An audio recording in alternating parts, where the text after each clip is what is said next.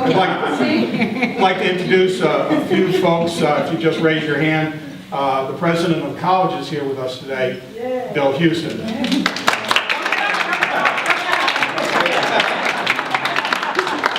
And we have one of the most charming, beautiful women in the state of Kentucky with us today, Tanya Berry. Tanya? And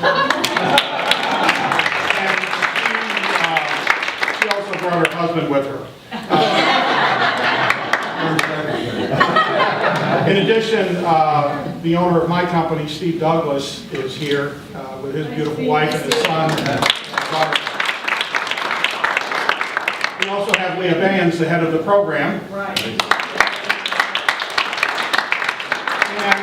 And you'll hear from the three international students. So, ladies, why don't you take a seat? And what I'd like to do is explain where we've been for less than 2 years. 2 years. In the spring of 2012, I got a call from Bill Houston and said, could you come down to campus? The Berrys would like to come visit. And so I arrived, and Mary had already heard about St. Catharine College from Morris Grubbs, a professor at UK, and said, understand you're looking for an educational component for the lifetime work of Mr. Berry. And we thought that interesting that somebody from UK would say something about our school. And the fact that we did not have a running ag program. Mr. Berry came that spring day. It was a nice sunny spring day, and he brought Mary and he brought his son Den with him.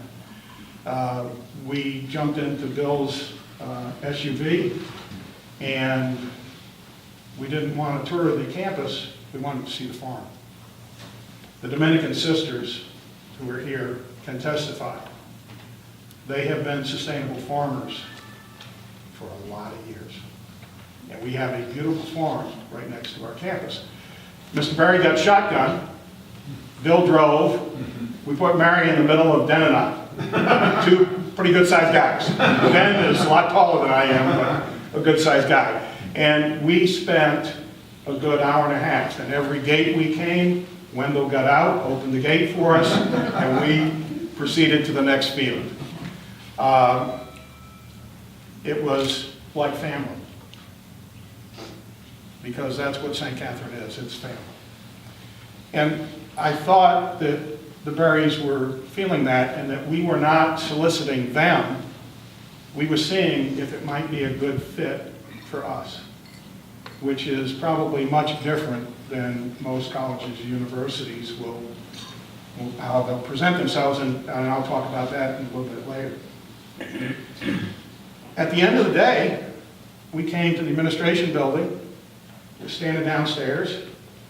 Wendell stuck out his hand to Bill and said, okay. And they left. Bill looked at me and said, what does that mean? I said, that means they've chosen us. Because if you read any of Mr. Berry's work, you'll know his word is golden. So, from that spring day, less than 2 years ago, most colleges and universities would still be arguing with their faculty, staff, and their board about what sort of program this might be. In August of this past year, students were on campus. In January, the first international students arrived. So in less than probably a year and a half, we have a program. Now, how did this all come about? How did the faculty embrace this? How did the board embrace this? When Bill arrived at St. Catharine, it was a 2-year school with a little less than 200 students. We now have close to 1,000 students, and we're a 4-year school. In addition, we're issuing some master's degree programs now. Has it been an easy road? Absolutely not. If anybody knows about higher education in this country, it is a struggle, especially for the small independent schools like us. But that said, Bill carved out a medical imaging program that is like none other in the United States. There is no program in the United States that matches our students at St. Catharine, not only in the educational component, but in the leadership capabilities. Because our students work every day in hospitals, in 44 hospitals across the Commonwealth in Southern Kentucky. So they get that expertise when they go to the hospital. It's not like, I've never seen a patient, I don't know how to talk to a doctor. They're there. So we felt in the Berry Initiative that we could create that same leadership component. That those students not only would be trained, but would become leaders in their community. So, in conversation with the Berries, most colleges and universities would say, okay, we signed the deal, let us do a national search and we'll find a leader. The Berries said, oh, by the way, we have somebody that we'd like you to meet. It was Leah Baines. To give you an idea of an ag program, her PhD is in English. Does that tell you something about the direction that we're going here? This is some special program. So Leah came on board, and a young person was thrust into a leadership role. She's embraced that and been a perfect fit for us. And we're thankful for the Berries for introducing us to Leah.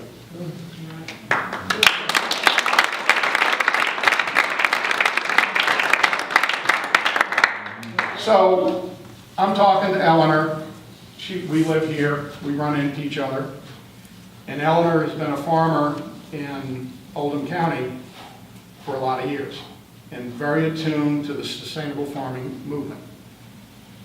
And she said to me, I said, you know, my dream would be to do exactly what Mr. Berry said. If we build it, they'll come. If we build an excellent program, they'll come. And she said, so we started talking, and we came up with an idea of inviting some international students to come. We've got 5 or 6 in the program here starting in August, including the Berry's grandson. And we solicited around the world through our network, mostly of the sisters, in Asia, Far East, Africa, South America. And we got 67 applicants from 22 countries.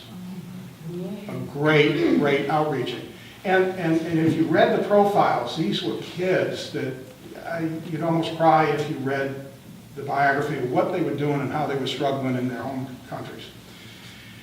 Eleanor put the money up for the full scholarships, and the selection process started. Now, I'm going to talk about Kohi is married to Sam Raghaswamy. Sam is a yoga instructor. He's an engineer, but he teaches yoga in this building for anybody that wants to show up 3 times a week. One morning, I've been taking yoga for Sam for about 3 years, and one morning he and I were there alone at 5:30 a.m. standing on our heads. And Sam said, so, what are you doing? I said, well, you know, here's what I'm doing, and I know you've got contacts in India, you know, get me somebody. So that was it. In the selection process, 67 applicants come in from 22 separate countries. One of the applicants happened to be from somebody from India that belongs to the same ashram that Sam, Kohi, and Eleanor belong to. We didn't know. It was a blind process. So in fact, Sam's recommendation is sitting right here. And it occurred while we were standing on our heads.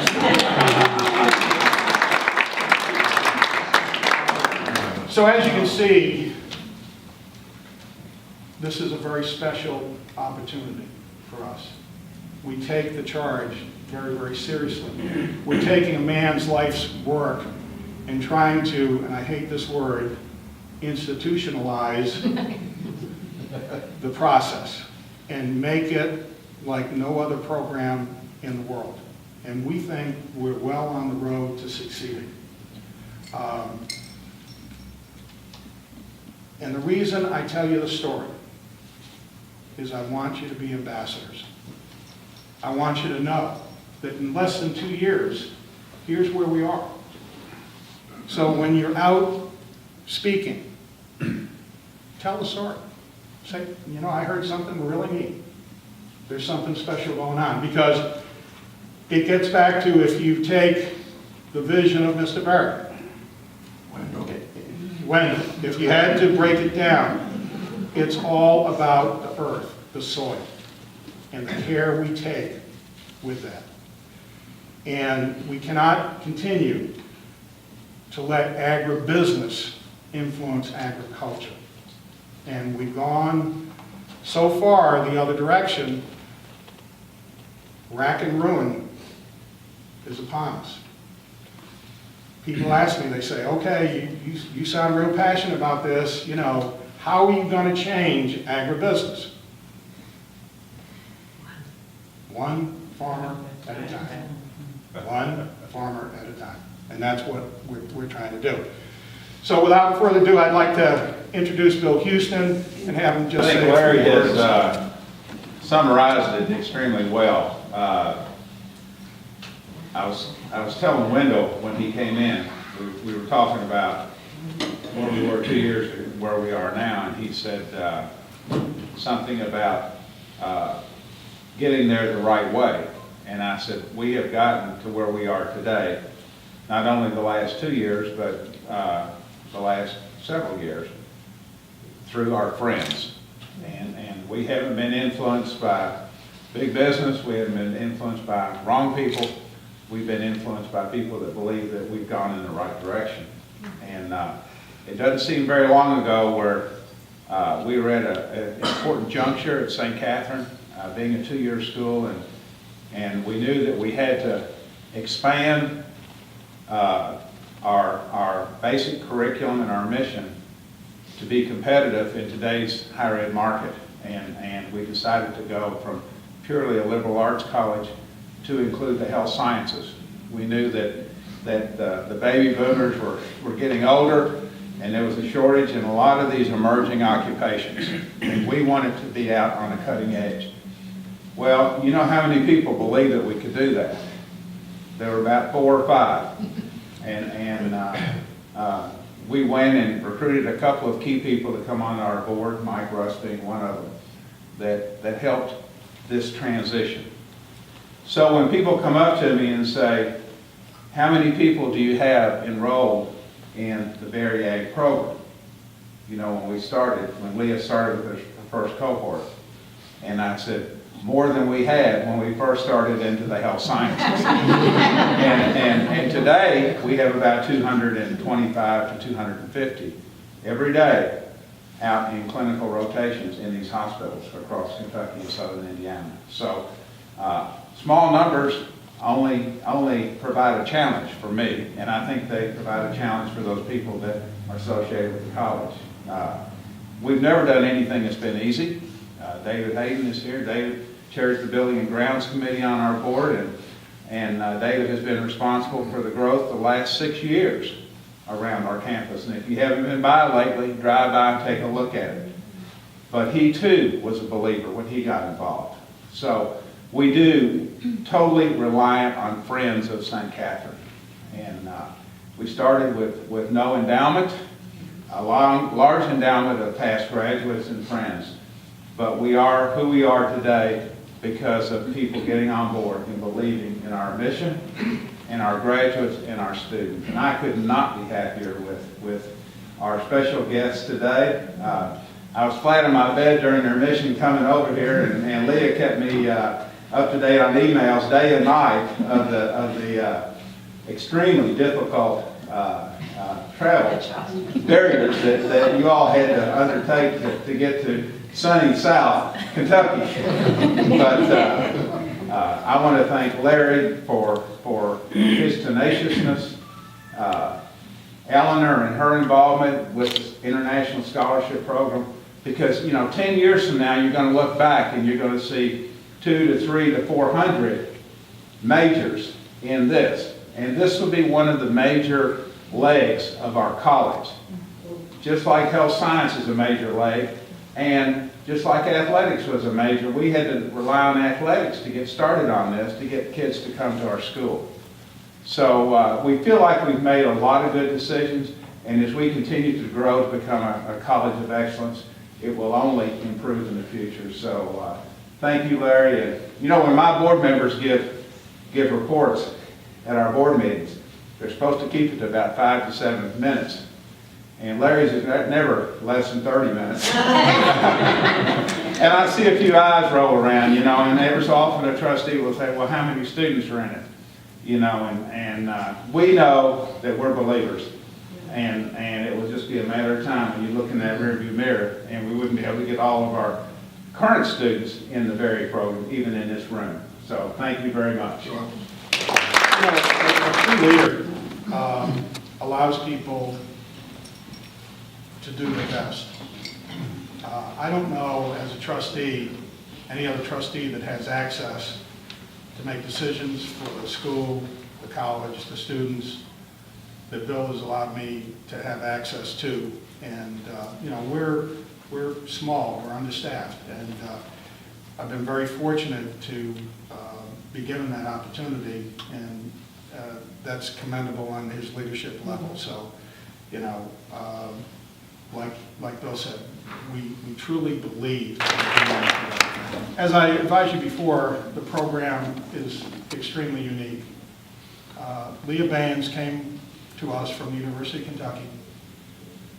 To my knowledge, she's the only person in the country that has an English degree that's running an ag program. And again, that should tell you where we're coming from.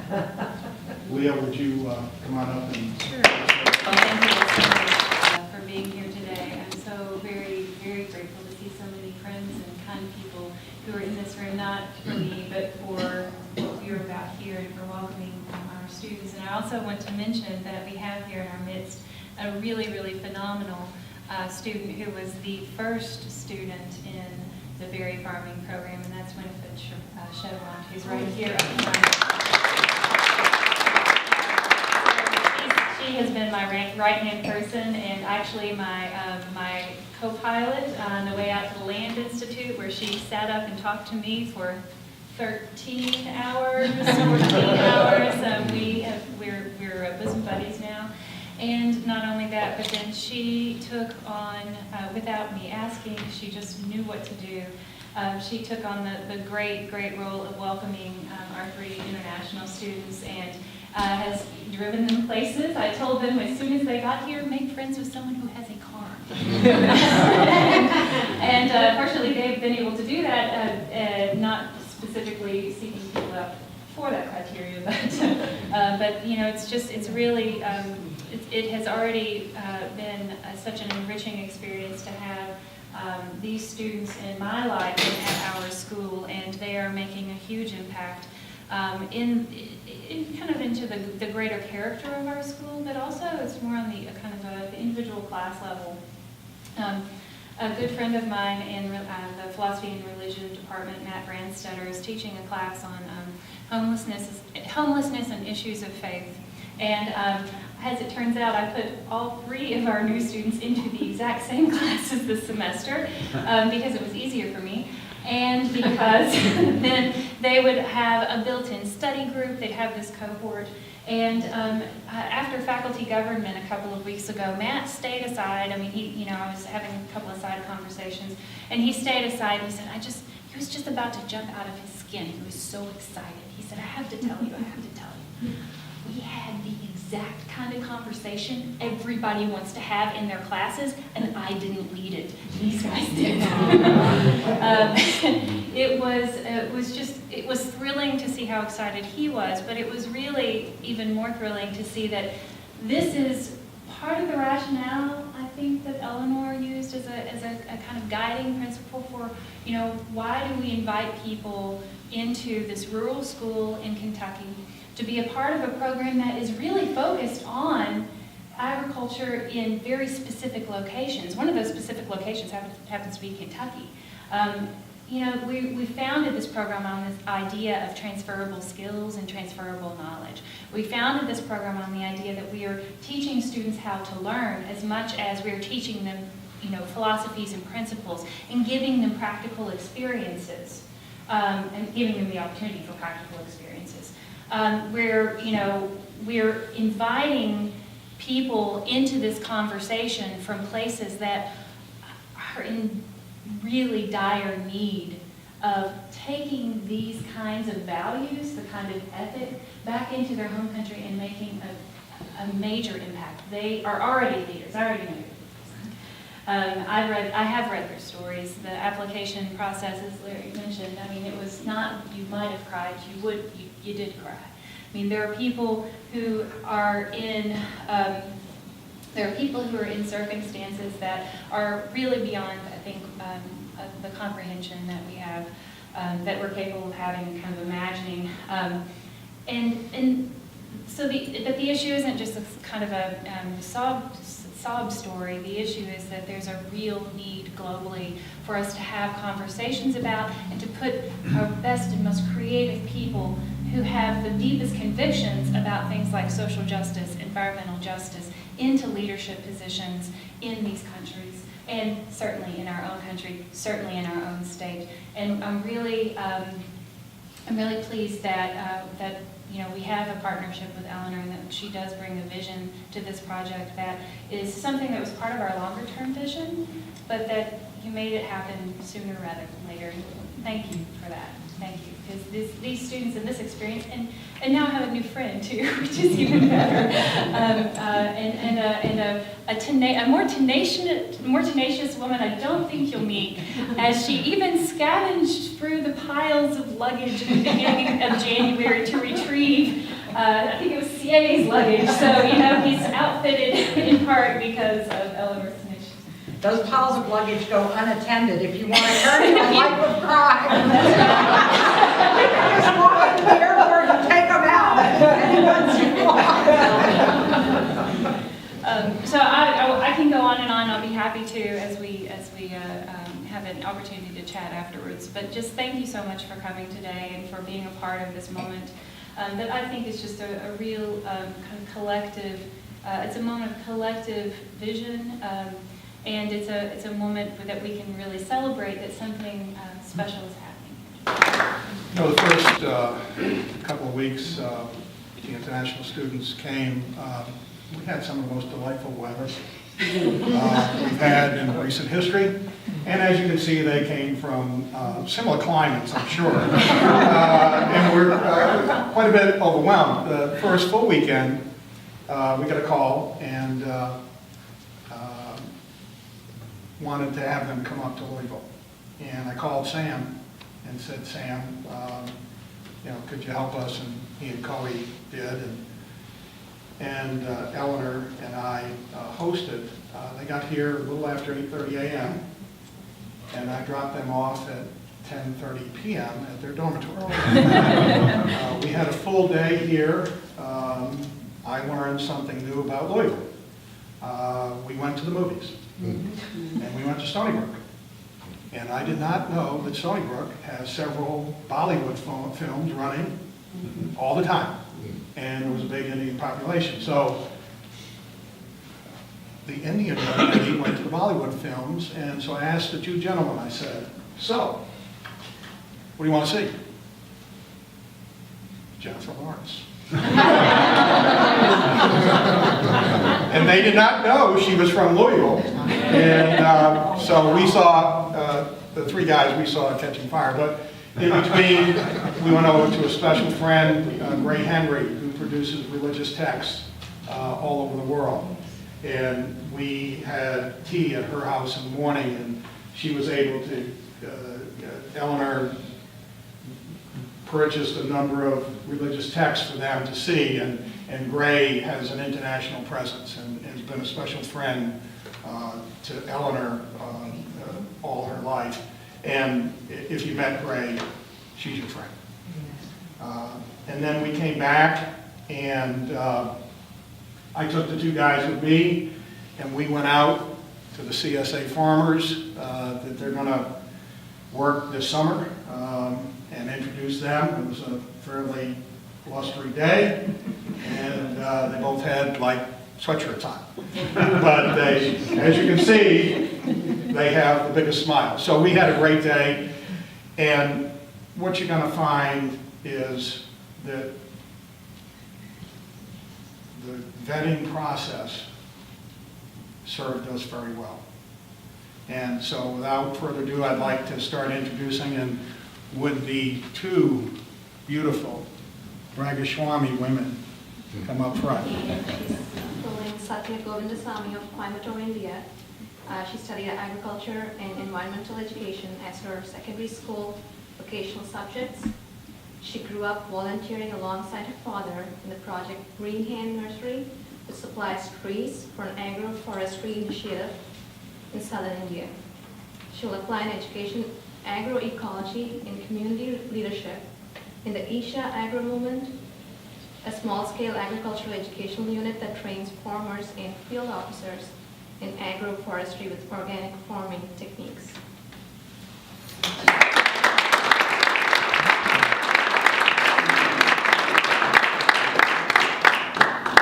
I'm not a great speaker. Yeah, that was mostly it. So Isha, we Project Green Hands, we do a lot of green things. My dad, he's different. He was a petrochemist, but he likes organic agriculture. So about 3 years ago, we broke a Guinness World Record of planting the most number of trees. But we planted it in the concept of soil erosion, helping the soil develop its nutrients. And it wasn't a full productive project. I mean, there was loss. There was a heavy loss. So looking at the statistics, and we looked at it, and they said that no, just planting trees won't help. Like, this was like when India got independence. 90% of us, 90% of the population were farmers. Now we're just engineers and doctors. There's probably 60 or 50% of us being farmers. So we really need to get into the soil. And about 3 years to 6 years ahead, we'll be, most probably, 6 years. So we'll be cracking another World Guinness record of having the maximum yield from organic agriculture. So this means not a drop of chemicals, just pure nature, just pure soil. So like my dad, all the other technicians were all petrochemists. All they knew is if a plant is wilting or sick, you have to dump ammonia, you have to dump sulfur. So to change the idea, I'm here, I'm studying, I'll go back, I'll shout, I'll scream, and they better listen to me.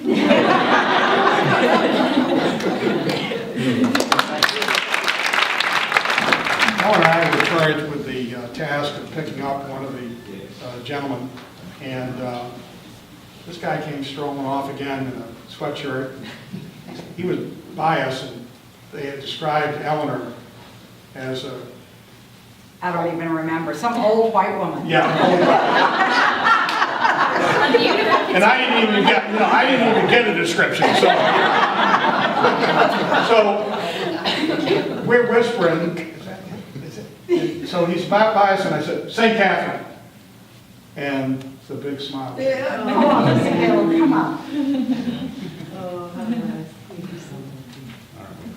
Yeah, the big smile is really something, isn't it? All right, this is Lusekelo Nkuhi, and he is from Singida, Tanzania. So he speaks Swahili, he speaks perfect English, and he speaks Spanish. God bless him.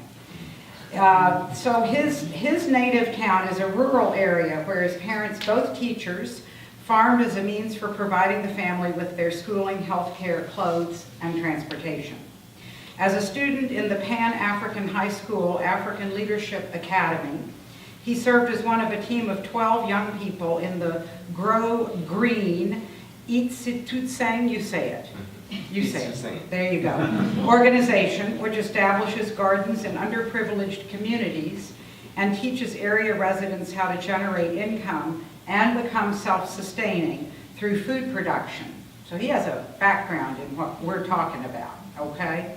Lusakelo came to St. Catharine College from Costa Rica, where some of you may be familiar with the really well-known Earth University, which he attended as an agronomy engineering major. He's eager to learn how the United States and its rural communities are improving sustainable agriculture and production and infrastructures, which he will employ. This is the plan at this point. This was what he will go back to his Tanzanian home and implement these ideas via outreach in the form of educational organizations and workshops.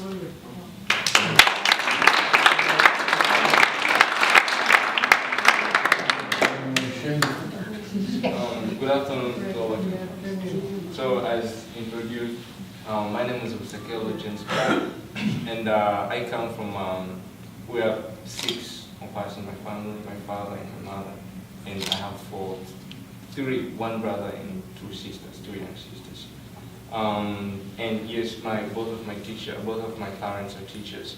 They actually taught at the school where I attended, which is interesting. Horrors. And pretty much all of my life,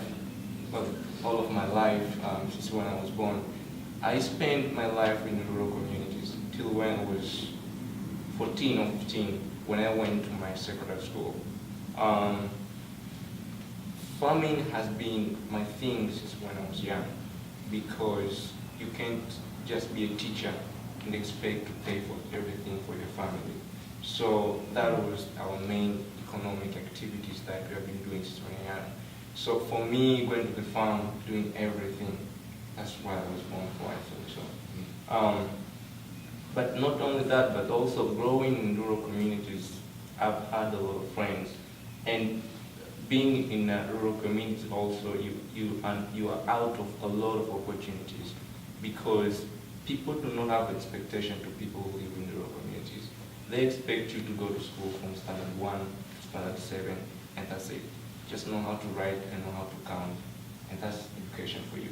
You live in town and expected to finish primary school, go to secondary, university, get a job. That was for you, but for people like us, that wasn't for us. But as they have put it very clear, a lot of people applied for this opportunity. I don't know if I'm lucky or what, but I believe that there's a reason why everything is happening to me this way. Because I know a lot of my friends who have gone to primary school with, right now they have families, and they're in their early 20s, and they should be at school. So I believe that I'm the one here for a reason, because of so many people that I left back home. I should be able also to open the opportunities for them. And when I look back in Africa, I'm not expecting us to have this big industry technology to go to the moon that will boost the economy of Africa. The only thing I see we have is land. And we have massive land. We have very fertile land, which we're losing day by day. So, what I want to go to school. I want education. As Nelson Mandela, or most of you know, he said, education is the most powerful thing that can be used to change the world. And that's the thing that I've been looking for since when I started school. I want to go back and open as many doors to people. Since when I was 12, I think my parents would not have been able to pay for my school fees, but someone else was always there. Someone else has always done something to me. And I think that has developed my passion to do the same thing to others. And that's what I want to do. I want to get this education. If I would have been an engineer, I would have been a doctor, which we need in my country. But when I look at the people I left back home, if I can tell them the right way to farm, if I can tell them the right place to sell their products, I believe that's the right way to change their lives. Because they have to pay to take their kids to school. You cannot take your kid to school if you don't have money. And you cannot have money if you cannot cultivate. It's a thing. Because what we have the land, that's what we have. We have the cattle, we have animals, that's what we have. So if only we can empower them enough to make sure that they're able to do not just to make money, but to use the land and the animal and the natural resources in the right way, so that not just them, but also for the future generation will be able to sustain themselves. That's what I want to do. And thank you so much for everyone. Thank you, all of you, for being here. Thank you for the providing. It has been an amazing. For Winnie, they are all doing small, big things that makes our everyday life easier. It's not easy to be far from home, but we really are at home. And thank you for Larry for the Hunger Games. It was good. Thank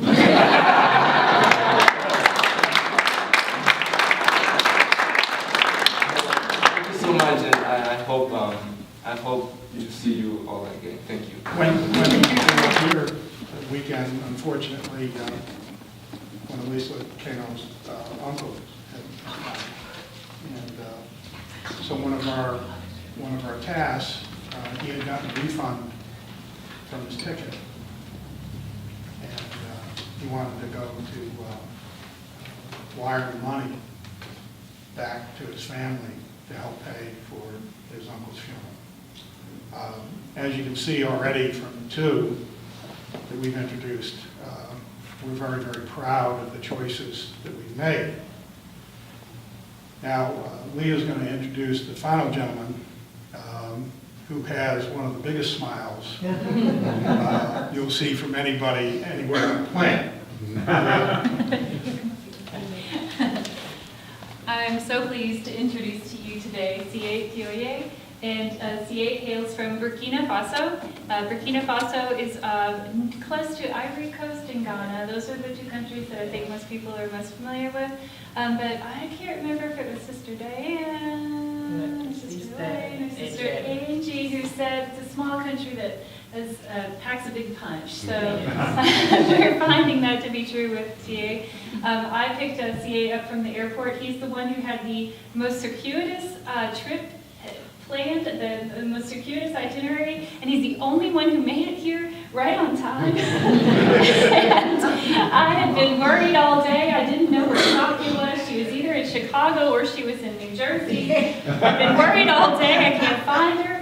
And at midnight, I'm at the Standiford Field. I'm at the Louisville Airport. I see, I did the same thing, as Larry and Eleanor described.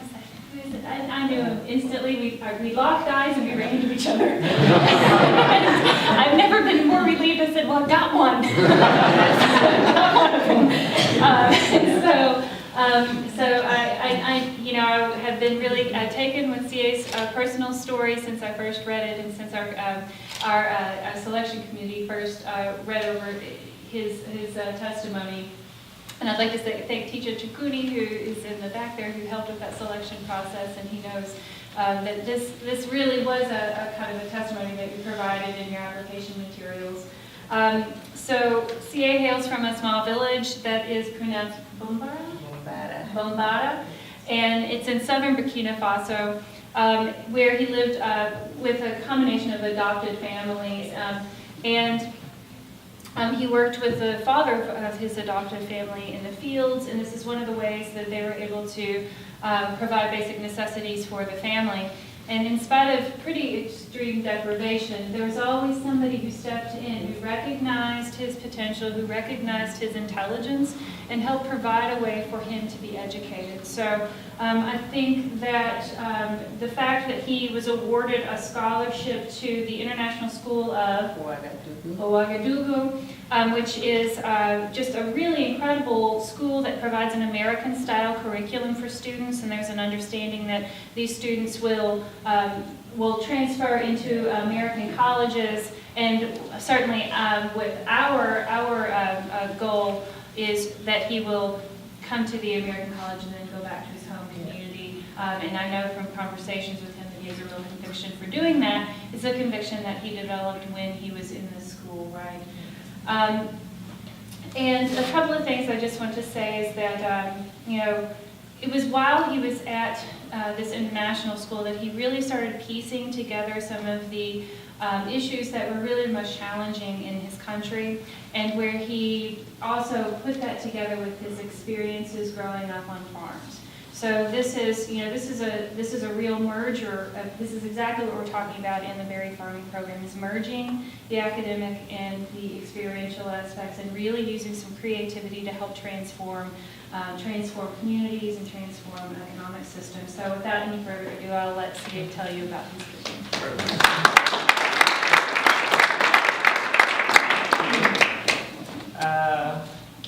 I really don't know where to start, but yeah, I'll say that it was during these moments that I experienced meeting other people and knowing this, that there are always people out there who are willing to help with any issue.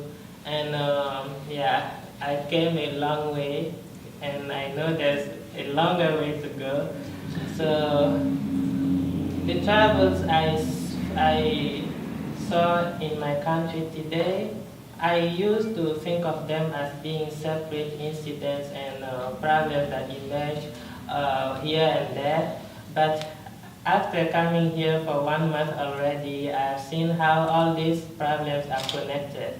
So one of my tasks for the 3 years to come will be to see how we can actually bring in a system that takes into account all the social, economic, and cultural problems, and see how those can work in rural villages like mine, where there's less than 1,000 people, but just shared in about 20 families. So there's a really big challenge where I come from, but I think the agriculture, the type of agriculture we have there, I won't call it sustainable, not necessarily, but we don't use chemicals as much as in other countries. So I think this is really a great way to start, because instead of letting them deplete the soils and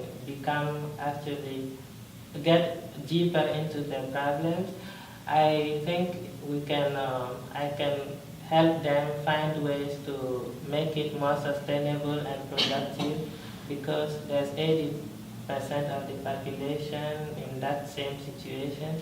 So bringing in easy ways to make the farms more productive, help people survive on what they do, is the best way to make the best type of economy we can have.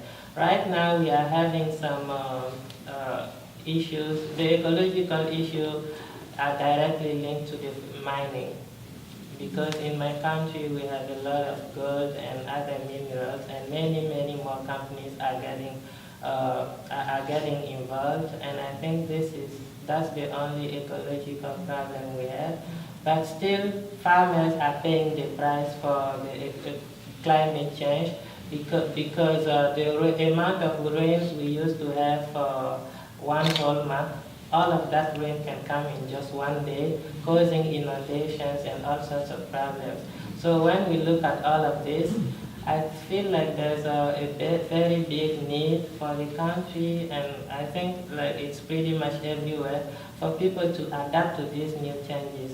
And I think that by being here, it's already a great start, and I feel like whatever I can do to help the family, and to help also in the future of the country, I think I'll be doing that to myself and my family. And if everyone could do that, the world would be a better place. And when I see all the people and all the organizations that are trying to all join the debate for sustainability, I think that there's a way. This is a good reason to be optimistic and to actually keep doing what we are doing now. And again, thank you for everything you have been doing, and I'm very glad to be part of this. Thank you. Before what the journey has been so far and where we've come in less than 2 years, we talked about the college producing leaders. Okay. I don't think there's any doubt that we've got 3 leaders here. Now, what we're going to do going forward, we promised to accelerate the program and make it 3 years because they're away from their family. What that means is this summer, their hands will be in the dirt. They will be working with the CSA farmers, and because of Eleanor's contacts, we have visited already 10 of the most beautiful farms in Oldham County. Every one of those people are not farmers by trade, they're farmers by heart. These are some of the richest people in the state of Kentucky, and every one of them has some sort of sustainable component going on. We've also talked with Mr. Karam here at the park. Every community needs parks and park systems. It's all about the environment. So we are reaching out across the spectrum to give our students a hands-on experience. So when they go back home and somebody's kneeling down in the soil digging the trench, they can say, no, we need to do it this way. When we were out at your farm, you were in pea pots tweezing out all but the healthiest plant. And they saw how the hands-on experience will teach them absolutely what they need to know. So again, we intend on not only the international students, but all students having an opportunity to do internships. And with Eleanor's tenacious help of opening up these farms, we now have some of the most prominent farms in Kentucky saying to us, how come you haven't asked us? Why, when are you coming? So it's just a tremendous upswelling, and it's across the board, whether it's a CSA farm for basically vegetables and little meat, to a CSA meat farm that Austin Musselman has, and everything from horse racing to beef cattle, et cetera, and crossbreeding, and just mind-blowing. We've taken our whole crew of 6 to 8, Bill, myself, and Molly Smith, Director of Development, and Leah, and we have traipsed all sorts of farms and met some just wonderful people that all have an interest in the sustainable movement. So we're very, very excited about where we are. We're off to a wonderful start. As Bill said, we really look at this as a big leg of what our college will be 5 to 10 years from now. So we're very, very excited about that. I would like everybody to partake of the food and drink and visit as long as you want. So we're done unless anybody has anything they want to yell out. David? You're good. Okay. Okay. Thank you, everybody, for coming.